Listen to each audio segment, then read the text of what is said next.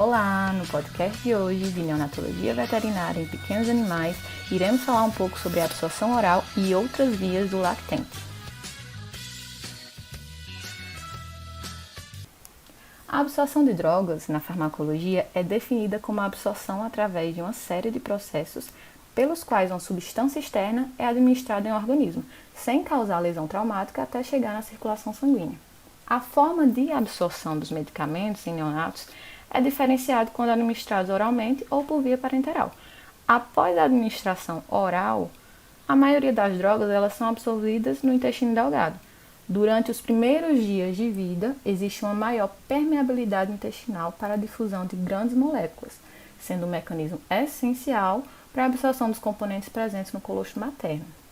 O febendazol, que é um endoparasiticida, é um fármaco que pode ser utilizado na via oral, na dose de 50 mg por quilo, CID, por 3 a 5 dias. A cefalexina é um antibiótico, que também pode ser utilizado na via oral, de 10 a 30 mg por quilo, bidotide, por via oral. Existe a via sublingual, que é onde a absorção é realizada pela mucosa oral e é muito utilizada na terapia pediátrica. Sabemos que a utilização de opioides durante a medicação pré-anestésica para a realização de um procedimento cirúrgico causa depressão cardiorrespiratória nos fetos.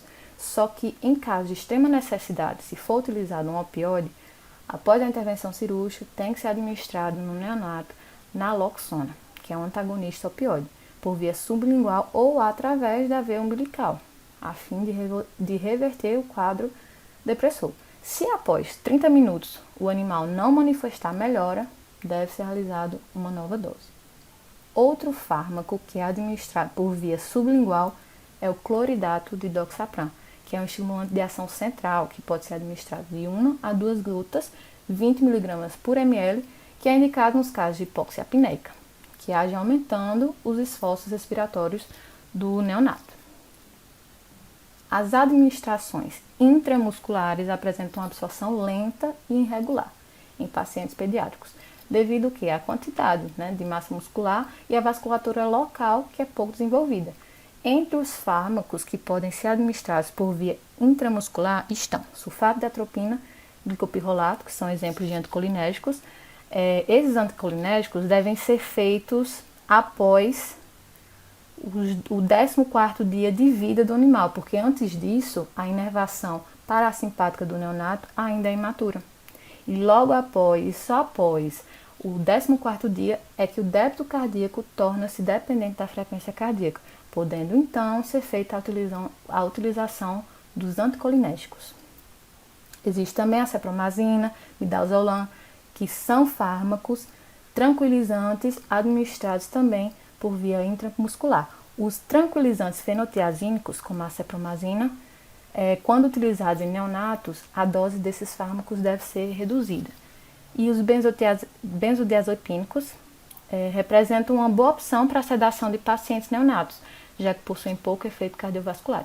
Existem também a morfina, que é administrado só em cães, a meperidina, tramadol e butorfanol, que são exemplos de opioides.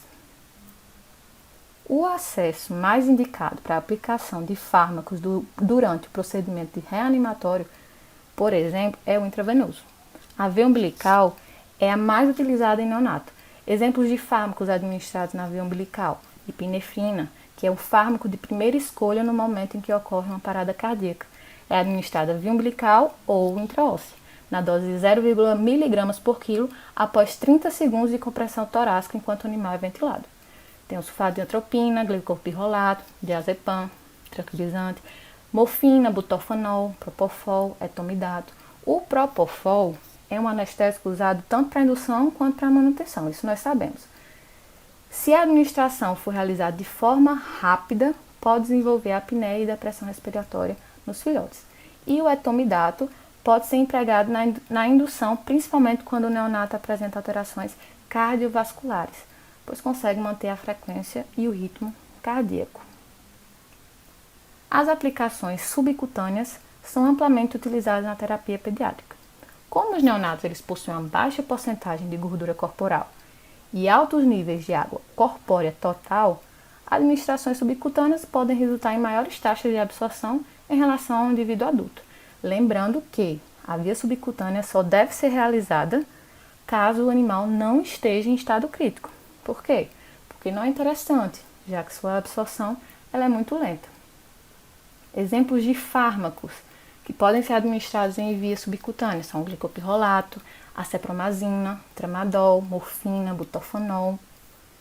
Em situações em que o acesso vascular não é possível, como nos casos de choque hipovolêmico, administrações intraperitoneais ou intraósseas tornam-se indicadas. A via intraperitoneal é de rápida absorção de soluções isotônicas e, caso precise ser feita transfusão sanguínea, ela garante a absorção de até 70% das hemácias. No caso de via intraóssea, observa-se uma rápida absorção de fluidos isotônicos, representando uma boa alternativa para intervenções emergenciais. Para cães e gatos com idade inferior a 6 semanas, a fossa trocantérica do fêmur e a tuberosidade humeral são os locais preferenciais para a infusão intraóssea. Exemplo desse medicamento que pode ser administrado via intraóssea é a epinefrina, caso ocorra uma parada cardíaca, como já foi citado anteriormente. Alguns antimicrobianos, como ampicilina sódica, cefalotina, gentamicina, tilosina, podem ser administradas por via parenteral. Administrações endotraqueais de fármacos solúveis em lipídios, como atropina, epinefrina, naloxone ou lidocaína, também podem ser utilizadas, apresentando grande eficiência. A via transretal é uma via alternativa que representa uma rápida e efetiva opção para a administração de medicamentos e nas diferentes espécies de animais. A anestesia inalatória, a absorção dos fármacos, ocorre através da via respiratória, as quais a corrente sanguínea passa pela corrente sanguínea e chega até o sistema nervoso central. A concentração alveolar mínima do alotano em neonatos é menor que os animais adultos, devido à imaturidade do sistema nervoso. Não irrita as vias aéreas, produzindo uma indução tranquila e segura. Já na utilização de isoflorano, a indução anestésica apresenta dificuldade devido ao seu odor, estabilização difícil no plano anestésico e uma incidência maior de náuseas e vômitos no pós-operatório. Entretanto, ele apresenta rápida indução e recuperação devido à sua baixa taxa de biotransformação e causa menor depressão miocárdica do que o alotano. Então, fico por aqui, encerrando mais um episódio do podcast de Neonatologia Veterinária em Pequenos Animais. Espero que tenham gostado e até a próxima.